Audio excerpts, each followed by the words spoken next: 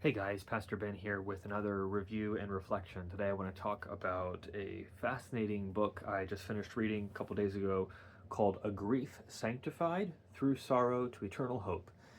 This is edited and written by J.I. Packer, but it includes Richard Baxter's, it says, timeless memoir of his wife's life and death. It's a really interesting book, different kind of book. Excited to share it with you today. So I came across this as I've been just gathering books on grief, loss, heaven, eternity, and came across this title that I had never seen or heard about before. And as I looked at the book and ordered myself a copy, it's a really interesting and kind of unique book. So there's kind of two things in one in this little volume. So Packer, J.I. Packer, who of course was a famous scholar of the Puritans and advocate for the revival and recovery of Puritanism in the middle and latter part of the 20th century. We're living through a revival of Puritan theology and publication and interest. But Packer was very much one of those early figures in sort of helping us to become reacquainted with the Puritans and their riches. And he put this book together to introduce to a whole new generation a very interesting and influential work by the great Puritan Richard Baxter, a man who was extremely well known in his own day, a very prolific writer, often engaged in the controversies of his day. He had a very famous ministry at his parish in Kidderminster, and his perhaps most well-known book is a book I recently did a review of, The Saints' Everlasting Rest. This was written in 1650 when Baxter was a pretty young man. His reflections on and anticipations of heaven. This book, though, was written in 1681, more than 30 years later, when Baxter was a much older man, and it's a biography of sorts that Baxter wrote about his wife, Margaret, who passed away in 1680. So it's a fascinating book because what Baxter is trying to do in this work is to give outsiders a window into the life of his wife, Margaret Baxter, and to help them understand who she was as a person. And it's very much a biography of her soul. It's a very Puritan kind of work. It's walking through her coming to Christ, her walk with Christ, her strengths, her weaknesses, and Baxter, in a really interesting way, just helps us get inside the head and the heart of this woman that he loved so dearly, that he was married to for 19 years, and uses that to help not only memorialize his wife, but in good Puritan fashion, to be useful to Christians, uh, after her death, and to help them see how God works in the soul and what they can learn from that. And so he actually has a final chapter where he goes through the uses that you can make of this little biography that he wrote of his wife. Well, what Packer has done is to take that work and to introduce it, and then kind of frame it with some introductory material and then some concluding material and reflections. So he has a little introduction where he kind of helps us get ourselves oriented to this work, what it's about, the genre, the purposes, the historical context. Then he has a chapter where he gives kind of a dual biography of both Richard Baxter and then his wife, Margaret Baxter, and helps us to get to know them as people and fill in some of the things that Baxter doesn't talk about as much in his little memorial biography, his breviate, this little short biography. And then he gives us the text of Baxter's memorial with a few things removed that are more kind of limited to his time. So it's lightly edited, but in substance is what Baxter himself originally wrote. And then Packer concludes this volume with a long chapter of his own reflections on grief and what we can learn about grief from Richard Baxter's work.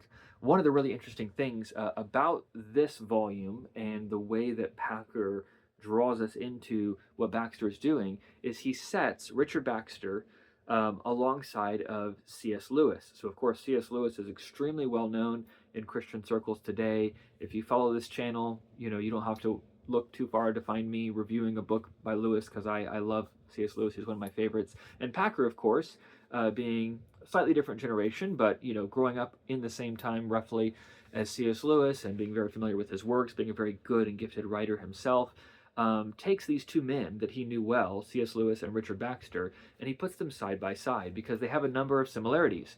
Both were prolific and gifted writers. Both achieved some sort of fame and notoriety in their own day. Both were lifelong bachelors who got married late in life to younger women, but who also had to suffer the pain of becoming widowers late in life.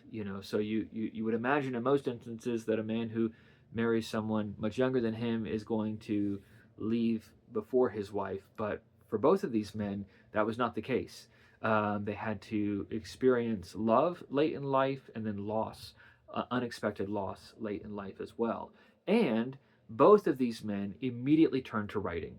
Writing was how they always approached things, and both of them, of course, did that very famously. So Packer talks about C.S. Lewis's book, A Grief Observed. That was the very first book I read 3 days after my 6-year-old daughter died earlier this year. It was a book that I had heard people talk about, had heard quoted, but had never read myself. And when I lost Emma, I knew I needed to walk with Lewis through his own grief, because that's what A Grief Observed is. It's his sort of in the moment reflections and anguish and prayers as he's dealing with the death of his wife Joy. Well, Richard Baxter was doing something very similar with his biography of his wife Margaret. It was written right after his wife died. It was written in melting grief, is how he put it, and it's his attempt to sort of capture some of the things that the Lord was teaching him in that time. So there's a number of ways in which what Lewis was doing in A Grief Observed and what Baxter was doing in his biography of his wife Margaret are very similar. There's also ways in which they're different. Of course, Baxter he's idiosyncratic in a number of ways, theologically and personality-wise, but he falls broadly within that Puritan stream. So he's a 17th century Puritan. Lewis is, of course, a 20th century British academic and Anglican, so they've got their own different context, and their works are different too. When you read A Grief Observed, what you find is, while Lewis does tell us things about his wife, Joy, mostly Lewis is walking us through his own grief. He talks most about himself, and he even kind of notices that in the course of writing and reflects on why he's doing that and all of that. Baxter really only introduces himself in as much as it intersects with his wife Margaret's life. It's really a biography, a memoir of her life and of her spiritual life, very specifically her conversion, her temperament, her temptations, her strengths, all these things. But both men are writing powerful works that are very transparent, very open, very honest. You don't walk away feeling like either Lewis and his wife Joy or Baxter and his wife Margaret are sort of idealized heroic figures. They're very human people, and that's especially interesting for Baxter because he's writing in an age where opening up your heart and sharing things, that's not the fashion at all. In fact, very much frowned upon. And he says in his book that he had written more openly about certain aspects of their relationship and life, their courtship and things, but friends had prevailed upon him to remove those items, those more personal items, so that they wouldn't be open to public ridicule, which there was probably some wisdom in, Packer says, in Baxter's day, because Baxter was sort of the lightning rod for nonconformist Congregationalist ministers. A lot of people hated him. A lot of people attacked him. So anyways, but it's a loss to us, of course, because as modern people, Packer notices we were very interested in people's personal lives, and we wish we knew more in some ways. But even just what we have here is an amazing window into Baxter, the life of his wife Margaret, and how their home worked as a whole. So he goes through, as I've mentioned, some about Margaret's background. She came from a very well-to-do family, but of some means, was originally not very warm and open to the gospel. Of course, she's living in a time where, some form of Christianity is accepted, but to be a heart-changed, evangelical, on-fire, Puritan Christian, that was not popular at all, and was very much frowned upon. But her mother had become, regenerate and was very moved by the ministry of Richard Baxter. So she actually moved the family to Kidderminster to be under the ministry of Baxter in his parish. And Margaret finds herself then living here in this place that's kind of a hotbed of revival. And at first she's very resistant to that. But through the ministry of Baxter, through the ministry of the Spirit, her heart begins to become convicted and changed. And she ends up, after a period of struggle and some struggles with illnesses and different things, she becomes a Christian. And she begins to look up to Baxter as very much a spiritual father.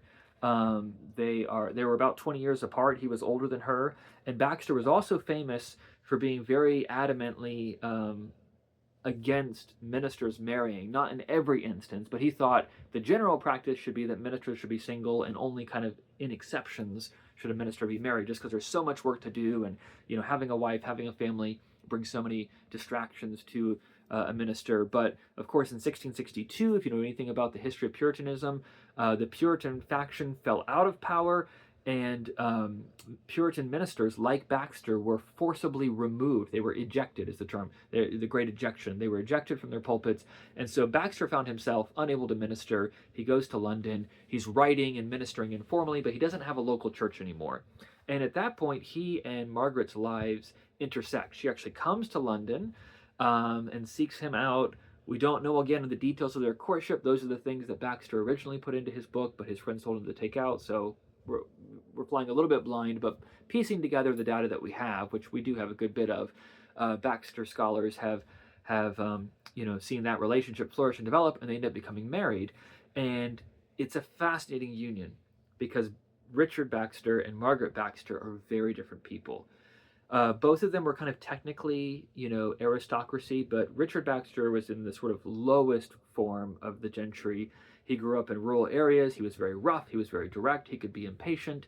He dealt with, I mentioned this in my review of The Saints' Everlasting Rest. He originally wrote that book on heaven when he was like 30 years old or so, because he was sick and thought he was about to die. He lived for many years after that, and he actually would go on to live another 10 years after writing this memoir of his wife. But he was in constant pain, constant illness, and so he was often physically suffering. And so he was a difficult man to live with in many ways. He did not have, he was the classic bachelor, having a clean house, having nice, fancy, like that's not how he was at all. Margaret, of course, had grown up in the aristocracy. She came from a lot of money. She insisted on a very clean house. And she was very much all about courtesy and speaking in a gentle voice and things like that. And she had also gone through, Baxter talks about, a number of traumatic things. Her family castle had been attacked in the English Civil War. She'd been in a house when it started to collapse and just barely escaped that. There was fires, there was murders and massacres going on all over. She was troubled by memories of traumatic things that she had seen and experienced, as well as by very gripping dreams that she had had. She wrestled with some depression, we would say, although not in a debilitating way. Baxter was a bit of an expert on depression at that point, and sort of gives his assessment of her situation in the book and things. So she was very high strung, very much a perfectionist, very much wanted to, once she became converted, everything for her was about ministry. So she would give away lots of her own money. She would borrow money to give away to people. She would get her rich friends to give money to ministers or the poor or missions or whatever. And sometimes she and Baxter kind of disagreed about that, not because he was against giving away funds, but he didn't think you should borrow money to give money away, which is probably the right position. But she was so passionate about these things that she wanted to do that. So they were very well suited in terms of their commitment to the gospel, their passion for ministry, their intentional pursuit of God and purity, but they were also just temperamentally very different people. And there were, difficulties in their relationship. And he talks about that. And he talks about what it was like to be not only her husband, but to be her pastor and to pastor her. And of course, that's interesting to me.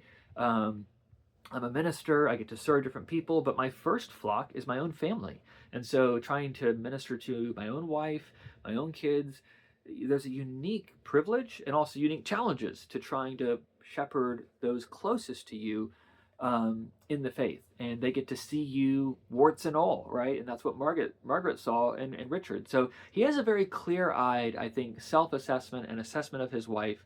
But what you walk away with is the recognition that she was a remarkable woman, and God worked remarkably in her life and through her. She was a great companion to Richard Baxter, and he misses her deeply. Again, he's dealing with that melting sorrow, that melting grief.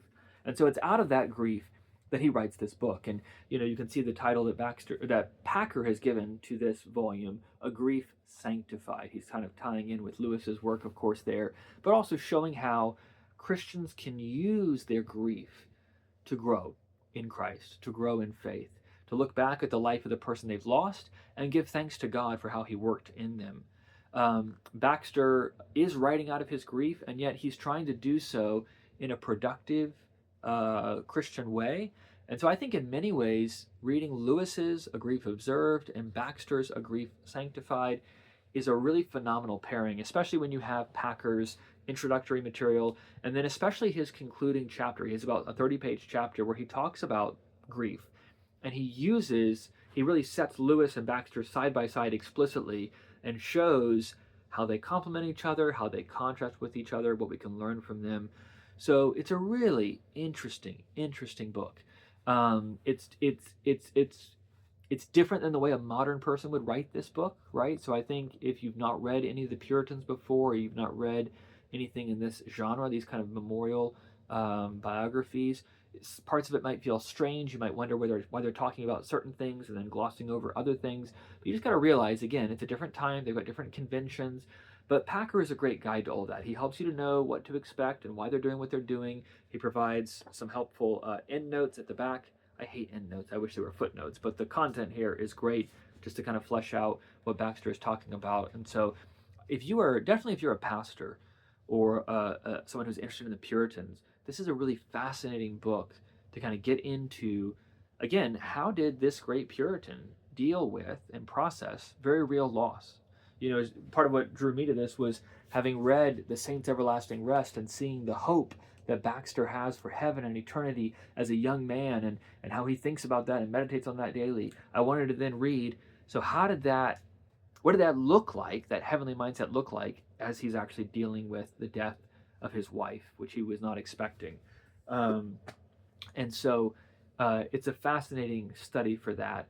And I think challenges us in a number of ways. So really interesting book. I think helpful to many people if they're going through grief, particularly if they have some knowledge of the Puritans. If they don't, it wouldn't be the first book I would hand to someone, but if they like biographies, church history, they know something about the Puritans or Richard Baxter, it's a really fascinating little slice of history, and a lot there that very much challenged and encouraged me in my own journey of grief sanctified. So this is a book worth looking into, Grief Sanctified Through Sorrow to Eternal Hope by J.I. Packer and, of course, Richard Baxter.